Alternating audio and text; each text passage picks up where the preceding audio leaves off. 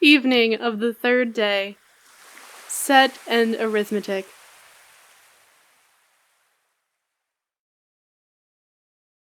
Part 2.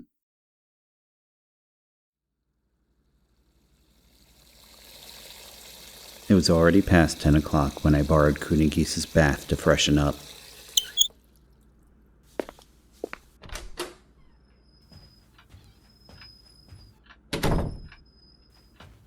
She sat in front of her PCs in the revolving chair, but all 3 terminals were turned off. She just wanted to spin. She must have had a strong stomach. You take a bath too. No. I don't care about tonight, but take one tomorrow. No. Tomorrow I'll strip you down, tie your hands and feet, and throw you in. If you don't want that, you'd better do it yourself. Aww, what a drag. She half rose out of her chair to stretch. I envy fish. They don't ever have to take baths. But I wonder if they get cold in the winter. Oh, by the way, have you heard this before, Ichan? So, let's say you're keeping a fish in a fish tank, and say you gradually raise the temperature of the tank. You raise it so gradually that the fish doesn't even notice. Eventually, the water gets so hot that it's boiling. But the fish's body has gotten used to the gradual change, so it can go on swimming without even noticing how hot the water is. It sounds like a lie, but it's for real. Now, Ichan, what lesson can we gather from this? That global warming isn't a problem? Ding, ding, ding! She looked utterly amused. What a peppy chick, I thought. Then, without warning, she completely collapsed. Face first, belly down, without breaking her fall. I flinched. Ow! That hurt. No doubt. What the hell are you doing? I'm hungry. You just ate a frickin' feast. That doesn't matter. I missed breakfast and lunch, so I probably haven't eaten enough. I slept all afternoon, so I don't have to sleep again until tomorrow, but I guess humans really have to save up on sleep and food. Human bodies aren't made for that kind of treatment. I guess I'm not human then. Let's get something to eat, Ichan. Will you tie my hair up first? I think Yayui's probably already back in her room. She gets up early, so don't you think she's already sleeping? We couldn't just go wake her up so that she could make us a midnight meal. We had to remember that she was a guest too. Hikari is probably awake, though. Hikari's cooking is delicious too, in a Hikari kind of way. If Hikari's asleep too, Ichan, you can make me something. Why me? Well, 'cause you look so meowsing from behind when you're cooking. She laughed naughtily, still face down. Okay, fine. Understood. First I'll tie that hair up, so get over here. Oh me, oh my.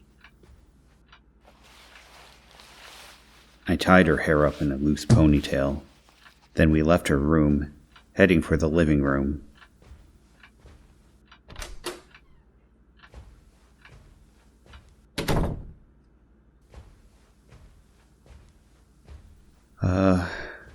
By the way, sorry about earlier, I said. About what? About the thing with Maki? Yeah, it's okay. I'll forgive you. But really, compared to the old days, you've gotten soft. I didn't think you'd let her off with just a single syllable like that. I wonder if living in Houston repressed you or something. Yeah, well, living in a desert like that for 5 years, your beliefs start to change. I'm not sure if it matters that it was a desert, though. You should tell me about it sometime. What happened over there and stuff? You've changed a lot, too. Not so much on the outside, but on the inside. There's nothing in this world that doesn't change. It's Panta Ray. Honda Ray? The cycling of all things. Ichan, you're supposed to be smart, so why don't you know anything? I just have a bad memory. All I want is an average one. Really. Just enough of one so that I wouldn't forget the fun times. Just enough of one so that I could realize the world is full of good things, too.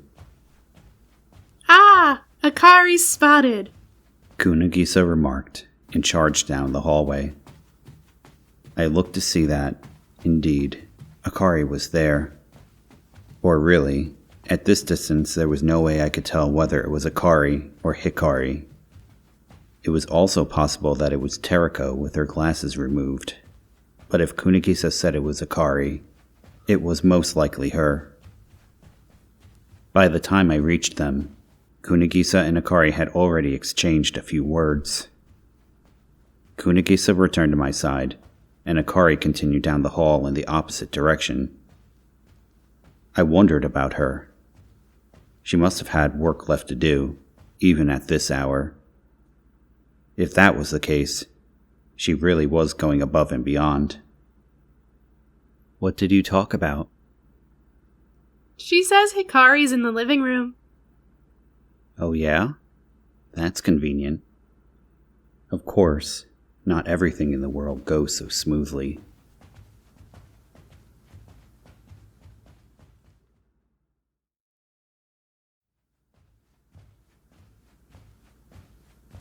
When we arrived in the living room, not only Hikari, but also Shinya and my arch nemesis, Maki Himina, were there. The three of them sat on a horseshoe-shaped sofa and were engaged in light-hearted discussion. On the table were some glasses and alcohol, plus some cheese on a big plate prepared as a snack. Ah, Tomo! Hikari promptly noticed our presence and called out with a raised hand. Having been noticed, there was nothing we could do. We walked over and joined them on the sofa. Awkwardly, Kunagisa quickly snapped up the seat next to Hikari, forcing me to sit next to Maki. All the same, I couldn't bear the thought of turning tail and running now. It was dishonorable to flee in the face of the enemy. Maki, seeming to see right through me, greeted me with a wicked expression. Welcome to my club, she jested. Sorry about before. I guess I hit a touchy subject. Really, I'm sorry. Anybody would get mad about such a sensitive subject. She apologized, insincerely. It wasn't a particularly sensitive subject. Oh, it was. It was so pitiful. She sneered at me. Might she have been drunk? No. She was like this all the time. In fact, she was probably more pleasant when drunk. She slugged down her wine in one gulp, then thrust her glass at me. Now you drink too, boy. Alcohol is good, you know. You forget all the bad things. There's nothing so bad I want to forget. And there's nothing so good you want to remember. I don't think your poor memory is to blame for not having any happy memories. There are a few happy things in your life, and a few sad things. There's not much of anything at all. It's all empty. It's an emptiness scarier than darkness. Isn't life fun? Retrocognition. Telepathy. It seemed the advertisements about her weren't just baloney. She was a damn clairvoyant. Give me a break, Maki. This is just bullying. Yep, I'm bullying you. Now drink up. I don't do alcohol. I'm underage. How by the book of you? Oh dear, you're being so cold. Oh, Ichan, you're so cool. Is that what you want to hear? That's weird. I should call you the man who's cold even in the summer. She put her glass back in front of her with a bored expression on her face. Apparently, quite starving, Kunigisa scarfed down the cheese appetizer. She ate with her 2 hands, displaying terrible manners. Of course, knowing that it would be useless, I didn't feel like scolding her. It's supreme, Valençay and Marois, cheeses of the forest. Hikari kindly explained. Apparently they were all good cheeses to have with wine. Trying a single piece, I found that it was indeed delicious, but probably only Kunigisa would be able to stand a whole lot of it without even so much as some water. How was Kanami? Shinya asked me after a while, cheese in hand. He seemed fairly interested. Did the modeling go well? Yes, I suppose. There were no problems anyway. She's got a pretty foul personality, eh? He spoke without euphemisms, about his own boss, no less. Oh, no. She doesn't... Is that so? Well, at least I've never met a woman with a worse personality than that. I had. She was sitting right next to me, drinking up. No, she was fine, really. Oh, but she did smash one of her pictures all of a sudden, and that was surprising. Oh, that. Yeah. When I got back to the atelier, she was all, Shinya, dispose of this garbage. I was like, who are you, Picasso? Sorry about that. That's just her thing. Don't pay any attention to it. That woman's seen quite a bit of success, without exerting much effort, so she's very obstinate. She can't live without acting like a big shot. Her thing? Yeah, you know. If she acts like that, she looks like a world-class artist, don't you think? Didn't she say all sorts of artsy things to you? Sort of snooty things? That's just how she is, you see. Well, but that's just her true nature, right? I mean, I thought it was. Oh, of course. It's unquestionably her true nature. But she doesn't actually have to say that kind of stuff, now, does she? If she were a real artist, she wouldn't talk like that. Kanami is a genius, to be sure, but she's miles away from being an artist. She's just trying to cut a figure. At least, that's what I think. I'd appreciate it if she would just get to the next stage. But you know how it is. He looked a little sad. Seriously, he continued, taking a sip of wine. A wine glass suited him so well, I envied him for it, unrelatedly. That's the reason I asked you to be her model, too.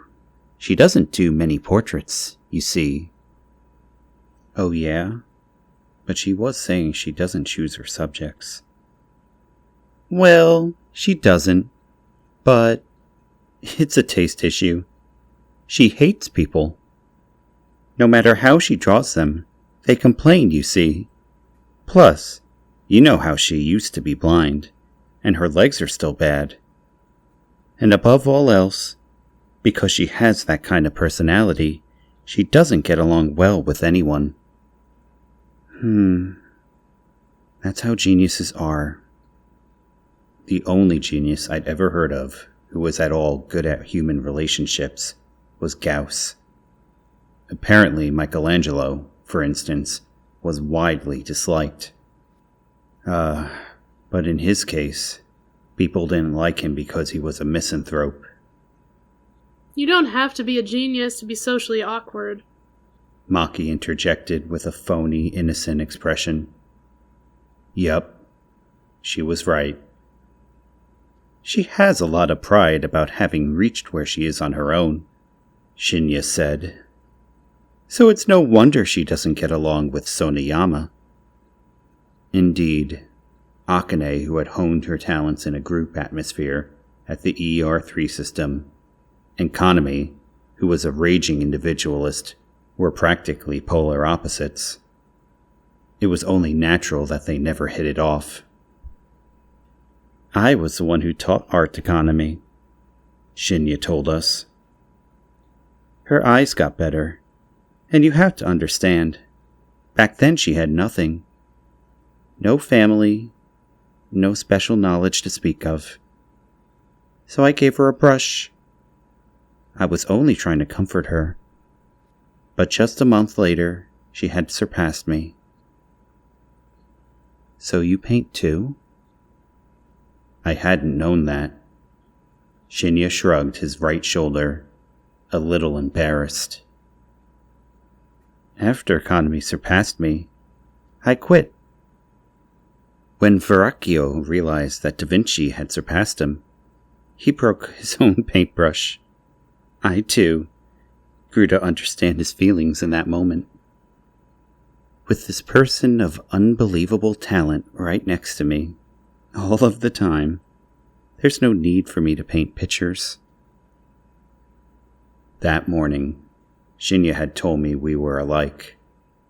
I didn't know what he meant until now. Shinya Sakaki, relative to Kaname Ibuki. It was just like me, relative to Tomo Kunigisa. Though he spoke badly of her, it was clear to me now that Shinya had unconditional affection for Kaname. So you're the kind of guy who does things for other people too, Shinya? Maki said, as if reading my mind. What a simile. Of course, in your case, there's a charm to it, unlike with some people. And why's that? I asked. He doesn't go around blaming others.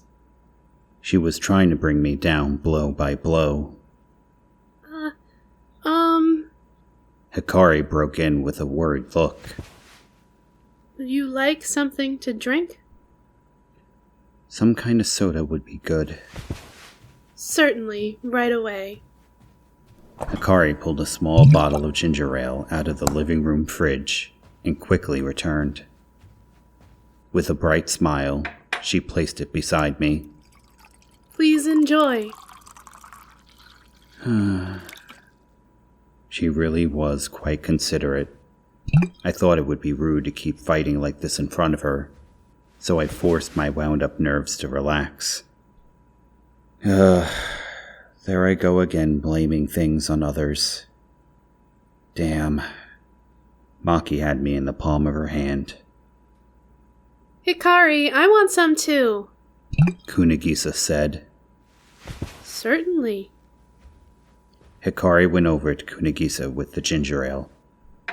Seeing this, Maki said, Come to think of it, you're underage as well, isn't that right, Kunigisa? But it's okay, isn't it? How about it? Just one drink. Please don't encourage her. My, playing Guardian, are we? Maki sneered. Ah, how wonderful it must be to be young. But you're still young too. No, I'm already 29. She spoke as if it were no big deal, but I was a little surprised. She always dressed so youthfully. I figured she had to be about the same age as Iria. Wow, so that means you're the same age as Kaname, Shinya noted. Then Maki, you are still young. You know, I'm already 32 years old. Once you pass 30, you really start to feel your age. You get winded easily and such. Hikari, how old are you? I took the chance to ask. I'm 27. So then, Hikari is 27 too? Well, we're triplets after all. 27. I repeated the number a few times in my head. 27 years old. Hikari and Hikari, both 27. Maybe this is rude of me, but they really didn't look 27. I almost wondered if there was some sort of age-stopping mystery air flowing through the island. Nah, not likely. This wasn't Neverland. Akane is 30, right? And I think Yayoi is about 30 as well. Boy, when you sit down and think about it, everyone sure is young. Iria must really like young female geniuses. That'd be a pretty smug tendency. Kunigisa nodded in agreement as she crammed her face with cheese. Apparently, having picked up a spicy piece, she immediately went for the ginger ale and chugged it. But it looked as if it went down the wrong pipe, and she released a barrage of coughs. What the hell was she doing? Shinya let out a sigh. I thought if I brought Kaname here to live in seclusion with other people, she might change a little. Kinda like when you send a truant kid off to camp. But this strategy seemed to have been off the mark. It was kinda like a last resort. At this point, she'll probably be living like that for the rest of her life.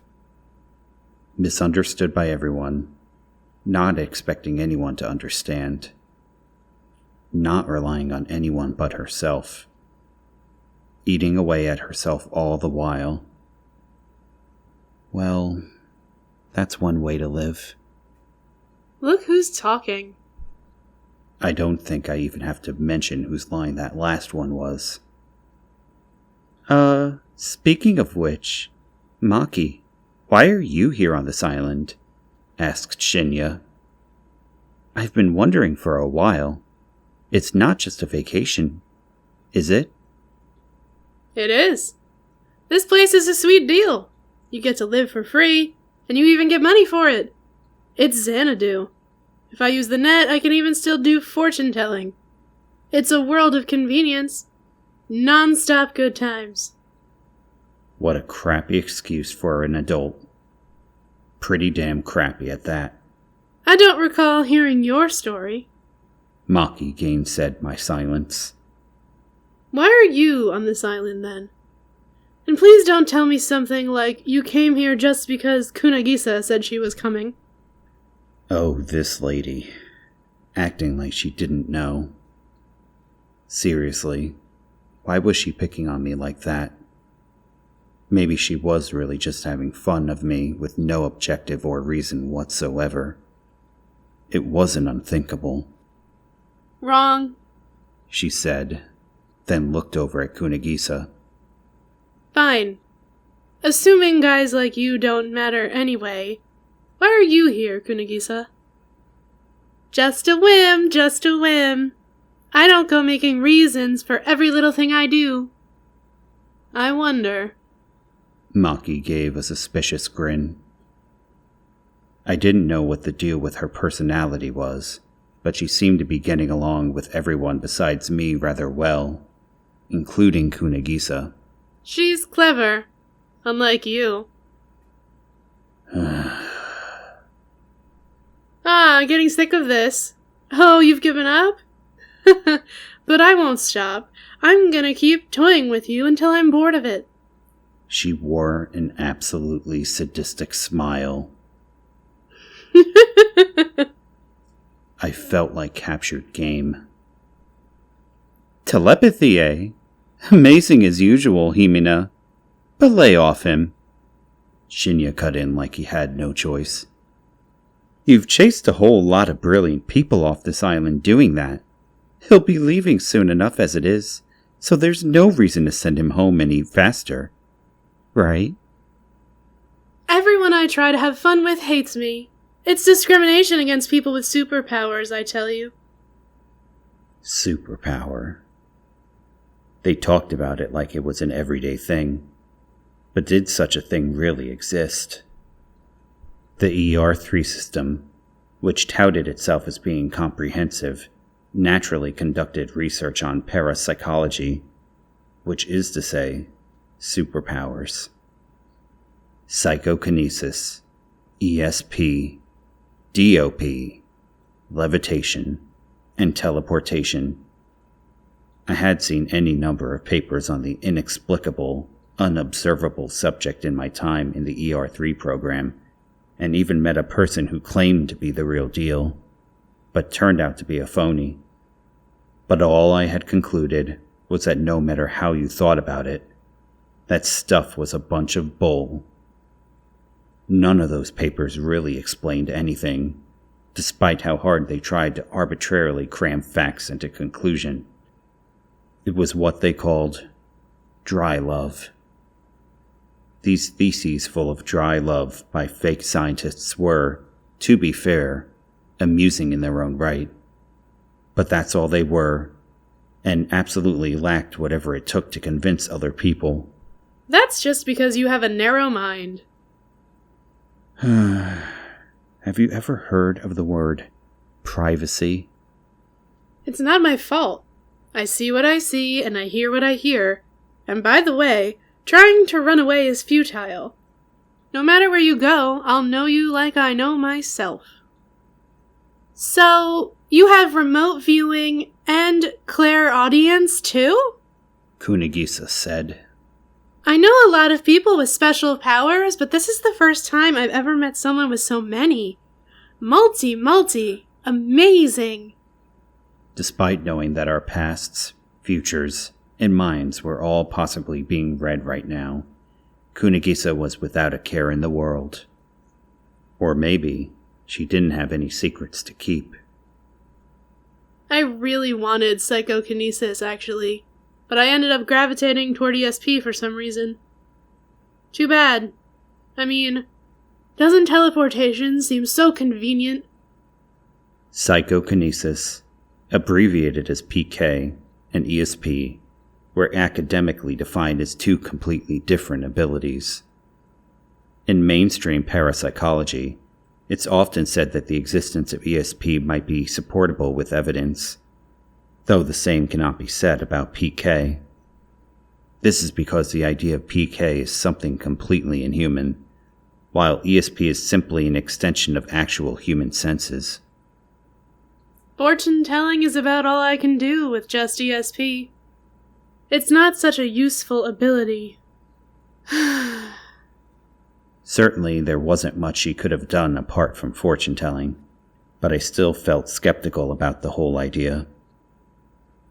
Maki, can you prove that you have these special powers? I don't think I need to. How would you, for example, prove that you are yourself? Would you show us your driver's license? Would you be convinced if I had a superpowers license? It doesn't matter anyway. Whether you think it's true, or think it's a lie, or think it's something else, that doesn't affect anything anyway. Just like my knowing everything doesn't change anything. Are you sure about that? You're a suspicious one, aren't you? Okay. How about I give you your fortune again? She said out of the blue, grinning at me. Damn, I hadn't seen this coming. We got off track the first time, after all. Yeah. Let's do it. It's a good opportunity for you. I almost never tell fortunes for free. I'll pass. Quick answer. You really don't want me to, huh? My mentor always taught me to go out of the way where others hesitate, so that's what I do. I can't help but wonder if your mentor meant something else. You're quite a liar, aren't you?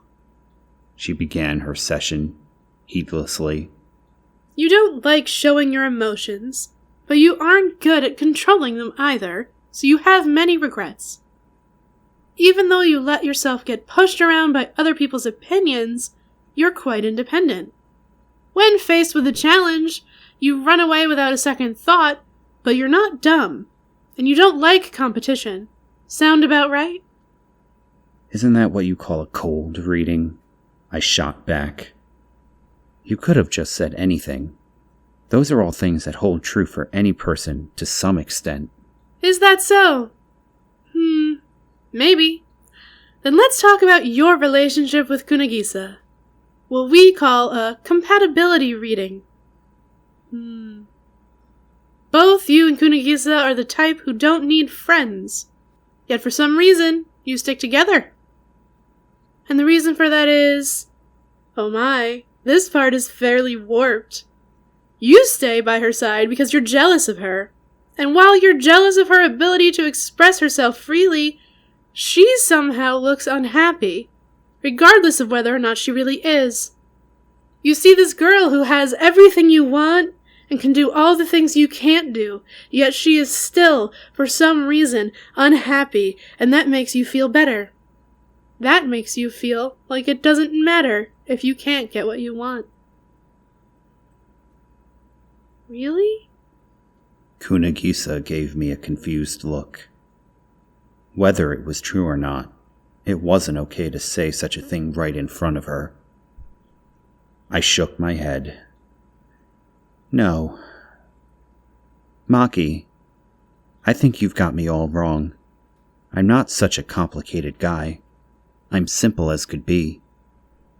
Yeah, well, maybe. Maybe not. Hey, Maki, Kunagisa said, moving closer to her. If that's really the case, then why do I spend time with Ichan? Sorry, but I can't seem to read your mind or past. Maki gave a gentle shrug. Occasionally, I meet someone like that. I guess it's a compatibility issue or something, but their surroundings also grow ambiguous and hard to decipher. It's like I'm in a dim place and it's a little unsettling. It puts me in a bad mood. So that's why she was venting on me. How awful. Maki, in light of the occasion, I'll go ahead and ask a question too. How does it feel to be able to see the future and read people's minds and such? Shinya asked. I'm just curious. That's like asking how things look to spiders with their 8 eyes. To attempt a simple explanation, it's like watching TV. It's like the entire room is covered with TVs and I don't have a remote. I can't turn them off, and I can't change the channels, so all I can do is watch. It's like having a few more brains than regular people, if you can imagine that. Yeah, like I could. Now, what's-his-face got us a little off topic, Kunagisa, but I still haven't heard why you came to this island. It was just on a whim, I'm telling you. No, I may not be able to read you, but I know that's not why. Kunagisa wheezed out a strange sigh. She seemed a little troubled. I wasn't a big fan of Maki's way of posing the question, but to be honest, I had been wondering about it myself. For what reason had Kunagisa, the ultimate shut-in with no equal, been compelled to travel all the way here to Wet Crow's Feather Island? Okay, I'll tell you, she finally said, with a piece of cheese on her tongue. I'm interested in an incident that took place here in the past.